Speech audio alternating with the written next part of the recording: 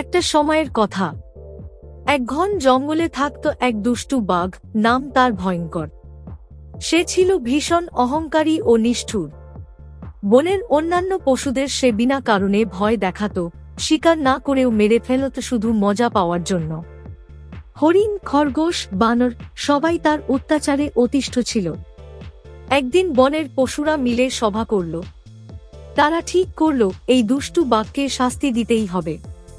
সবাই গেল বনের বুড়ো হাতির কাছে। হাতি বলল, একসাথে কাজ করলেই বাঘকে পরাজিত করা সম্ভব। পরিকল্পনা হলো, বাঘকে এক গর্তের দিকে লোভ দেখিয়ে নিয়ে যাওয়া হবে। পরের দিন চালাক শিয়াল বাঘের কাছে গিয়ে বলল, বাঘ মশাই, আমি একটা জায়গায় অনেক হরিণ দেখেছি, চলুন আপনাকে দেখাই। বাঘ লোভে পড়ে রাজি হল। শিয়াল তাকে একটি পাতাল গর্তের কাছে নিয়ে গেল। হঠাৎ বানর, হরিণ, খরগোশ সবাই লুকিয়ে থাকা গাছের ডাল ও পাথর ছুঁড়ে মারতে লাগল। বাঘ আতঙ্কে ছুটতে গিয়ে পা পিছলে গর্তে পড়ে গেল। সব পশু মিলে গর্ত ঢেকে দিল এবং বলল, তুমি আর কারো ক্ষতি করতে পারবে না। কয়েকদিন না খেয়ে থেকে বাঘ অনুতপ্ত হল। সে চিৎকার করে ক্ষমা চাইতে লাগল।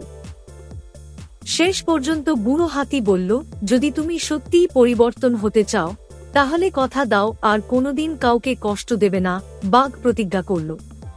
তখন তাকে গর্ত থেকে মুক্তি দেওয়া হলো।